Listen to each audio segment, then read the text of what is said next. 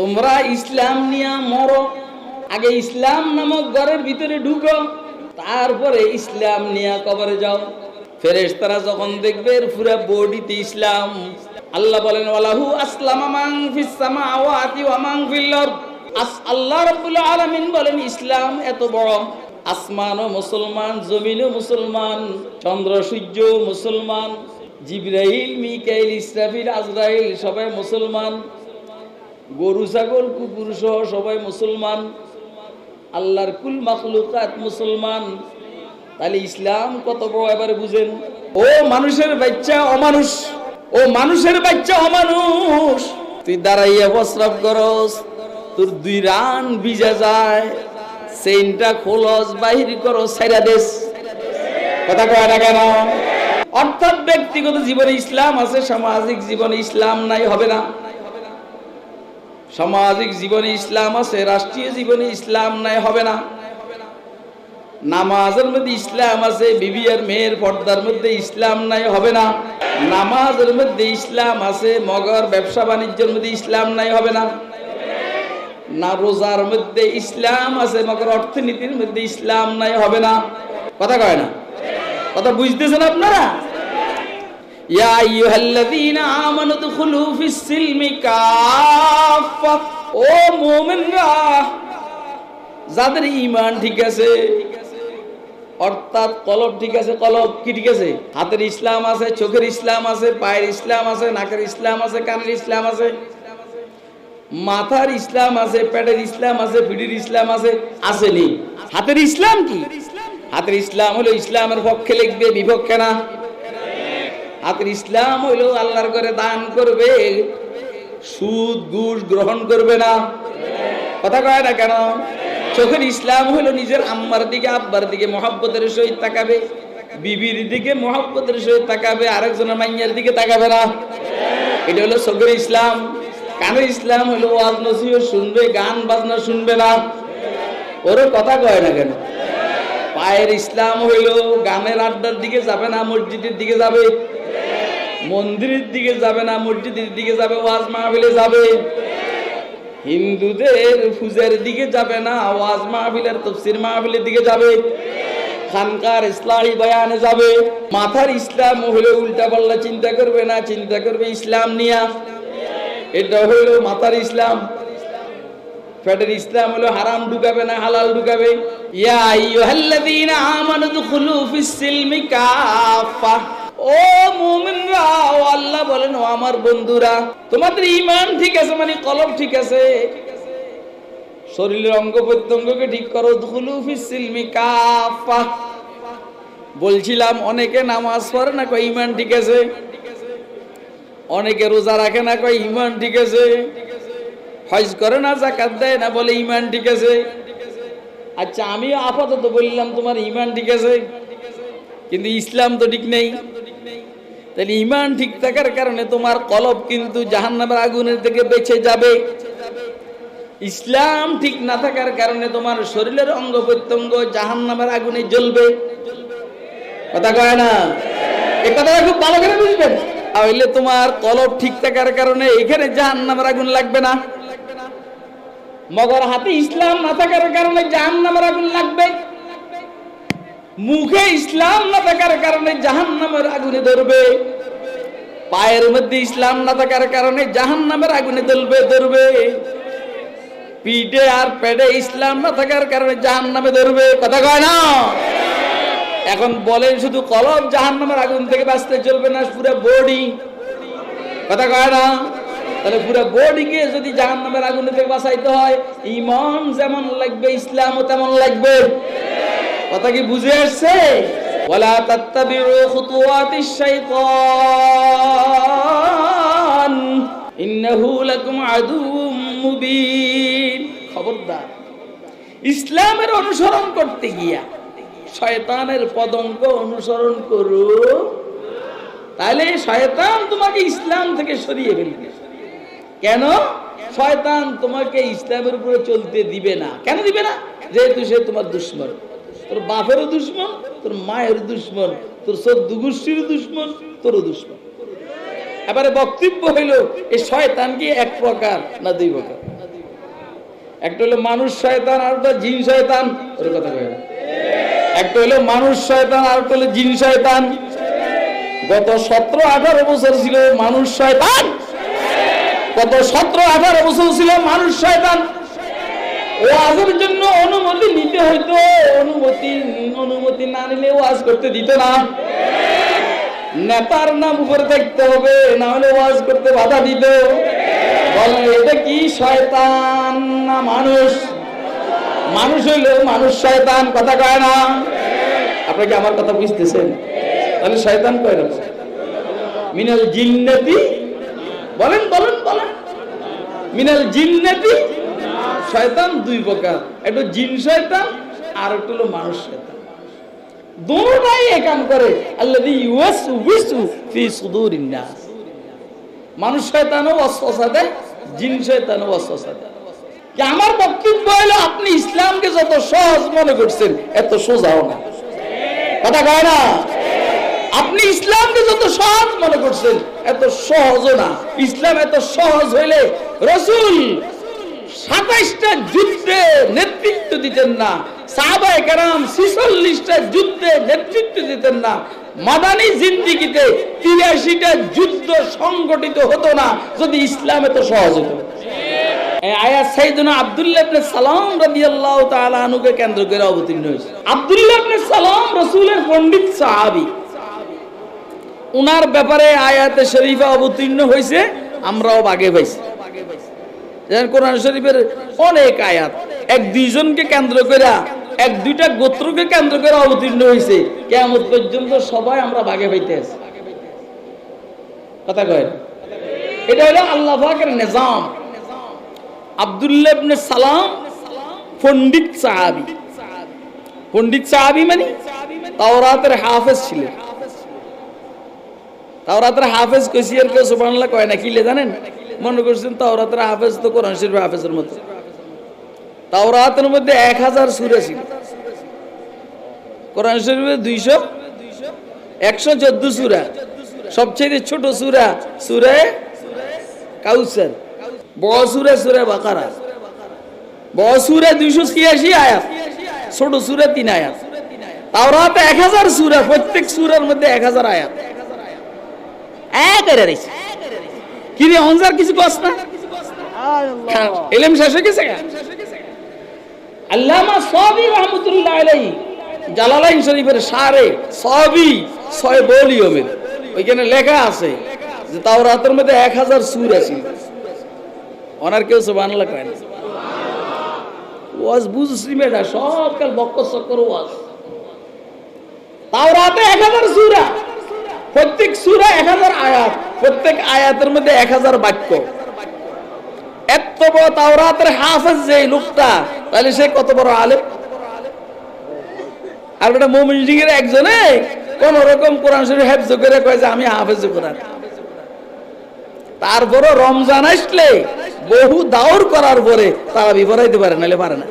এত বড় লোক তাওরাতের হাফেজ আব্দুল্লাহ ইবনে সালাম, ওনার মাথায় ঢুকছে, আল্লাহ ওনার জেহানে দিয়েছেন উনি মুসলমান হবেন। কিন্তু পরীক্ষার বিষয় আছে, যার তার সামনে নিজেকে সারেন্ডার করা যায় না, কথা কয় না। এই আপনাদের এলাকার যারা বড় হুজুর, এরা সহজে বাহিরের কোন হুজুরের দাম দেয়নি। কারে দাম দেয়? যে হুজুর কাছে মাল আছে, কথা কয় না। যে হুজুর কাছে কি আছে? এলেম আছে, এলেম। इल्मी के नमाखूज से मिशकात नबूवीस, इल्मी के नमाखूज से मिशकात नबूवीस, वल्लाह के सैराबी अज़ात इश्नाए लब्बीस। আর আমি তো কইছি অর্থটাও পারবি না। इल्मी के नमाखूज से मिशकात नबूवीस, वल्लाह के सैराबी अज़ात इश्नाए लब्बीस। এখন আমার এইখানে তো বেউস বানাইবার কোনো সুযোগ নেই, নিজে নিজে বসে থাকবি, অপারেশন হবে, সবর করবি, ইনশাআল্লাহ মুসলমান হয়ে যাবে। তো কয় যে, কয় সুবহানাল্লাহ, কয় যে তুই যে কইলু কি না কইলু কি, কথা তো সত্য।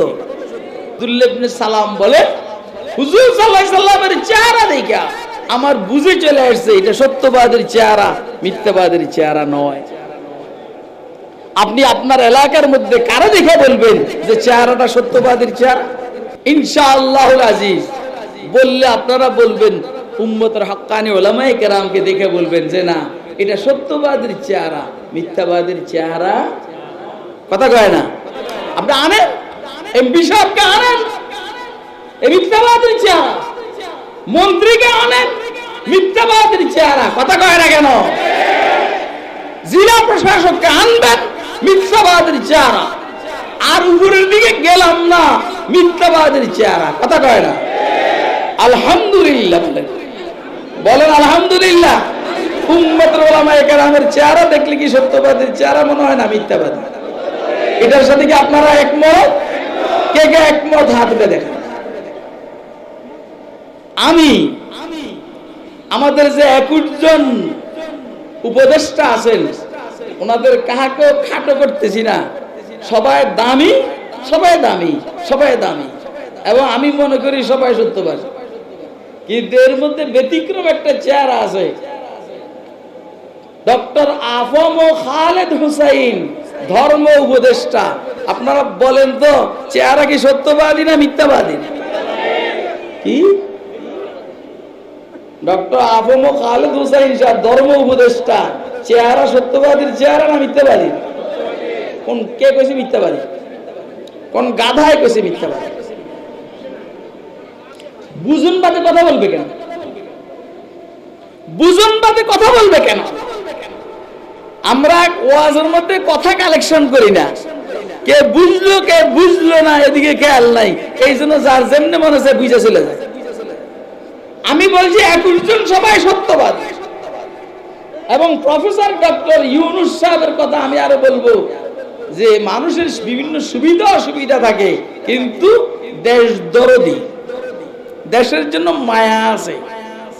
এসবের পরে আবার বলবো ডক্টর আফম খালেদ হুসাইন সাহেব, উনি শুধু ইসলাম ধর্মের উপদেষ্টা নয়, যেহেতু ধর্ম উপদেষ্টা, এদেশে যত ধর্মাবলম্বী আছে সবাই উপদেষ্টা। কথা কয় না কেন? ওনার পিছনে একটা বুঝতে হবে, খতিব আজম আল্লামা সিদ্দিক আহমদ সাহেব রহমতুল্লাহ আলাইহির মেয়ের জামাই, বড় ইসলামী পণ্ডিতের অধিকারী ডক্টর খালেদ হুসাইন আমাদের বন্ধু মানুষ। ওনাকে নিয়ে এক একজনে এক এক বক্তব্য দেয়, মন্তব্য করে। এই মন্তব্যগুলা ঠিক না রে বাবা।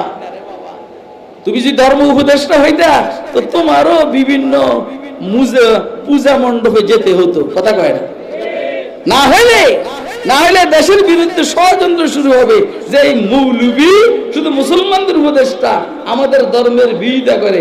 এই সরকার, তত্ত্বাবধায়ক সরকার বলেন অথবা অন্তর্বর্তীকালীন সরকার বলেন, খুব অল্প সময়ের ব্যবধানে এরা বেকায়দায় পড়বে। কথা কয় না?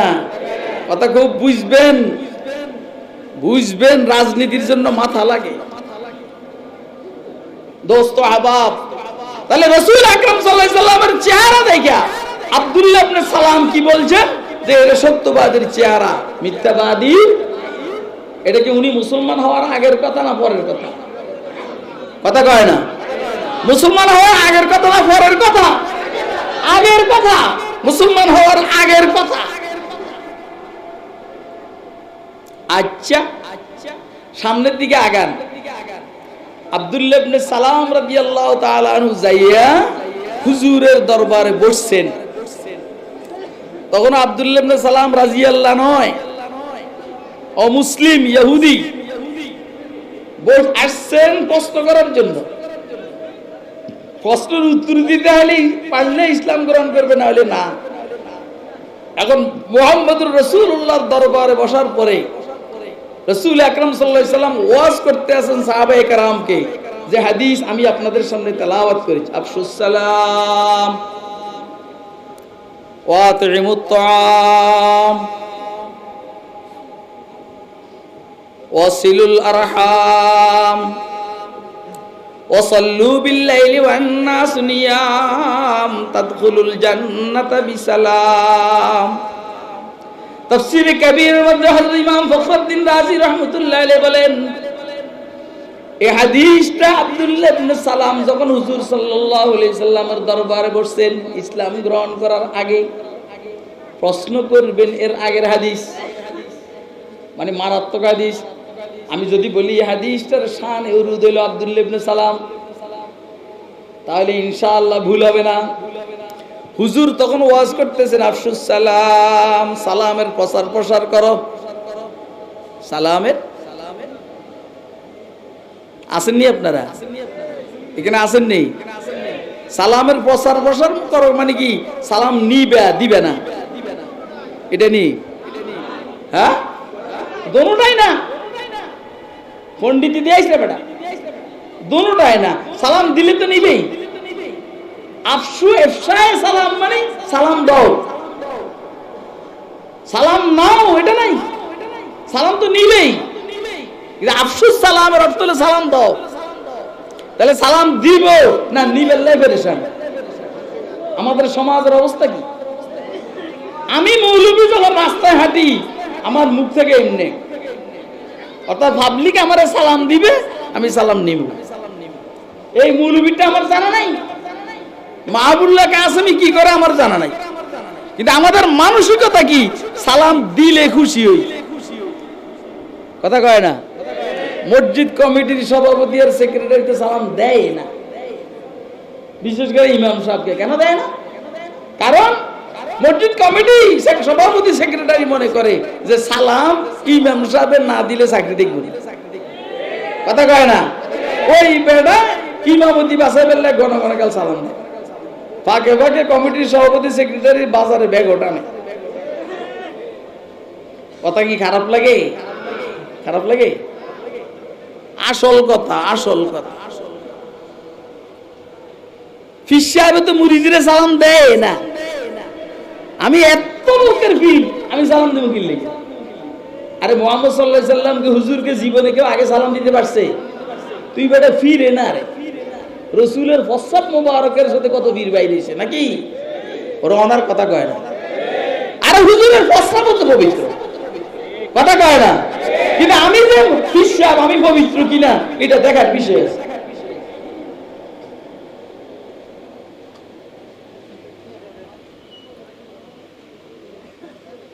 তাহলে আমরা সালাম দিব ইনশাআল্লাহ। সালাম ইনশাআল্লাহ। সালাম দিলে লাভ কি জানেন? লাভ তো একটা একদম সাইটটার পরে শেষে একটা আছে, তাদখুলুল জান্নাতা বিসালাম। কিন্তু এর আগে কিছু কথা আছে। লা তাদখুলুল জান্নাতা হাত্তা তুমিনু।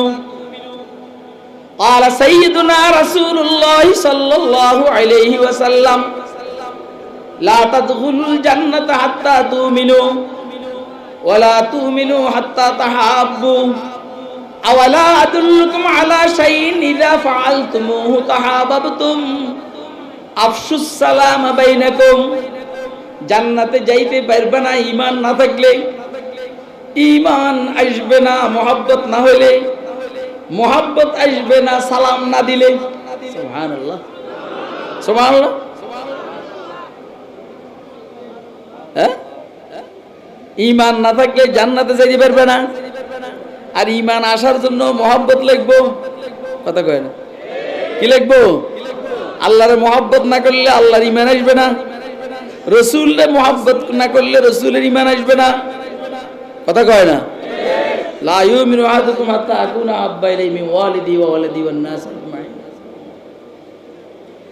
তাহলে ঈমান না থাকলে জান্নাতে যাওয়া যাবে না। আর মুহাব্বত না করলে ঈমান আসবে না। আর মুহাব্বতের জন্য সালামের দরকার। কিসের দরকার?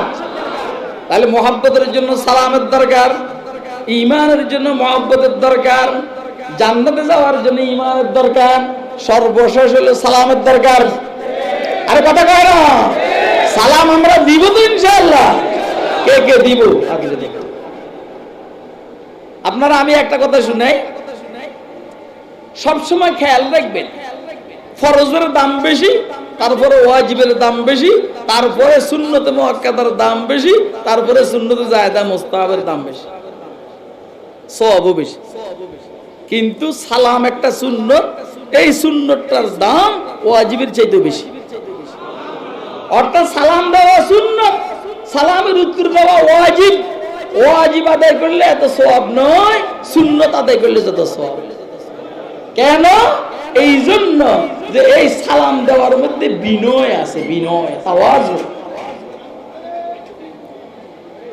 এই সালাম দেওয়ার মধ্যে বিনয় আছে, বিনয়। যেহেতু সালাম দেওয়ার মধ্যে বিনয় আছে, এই লোকটার দ্বারা বিনয় প্রকাশ পেতে আছে, অতএব এর সওয়াব বেশি। আমি এই কথা আপনাদেরকে বুঝাইতে পারতেছি? কে কে বুঝছেন? আদরে দেখেন। ওয়াতিমুত তাআম, আওয়াজ নাই, আওয়াজ নাই, যে আসবে কোনো আওয়াজ নাই। আফশুস সালাম, ওয়াতিমুত তাআম।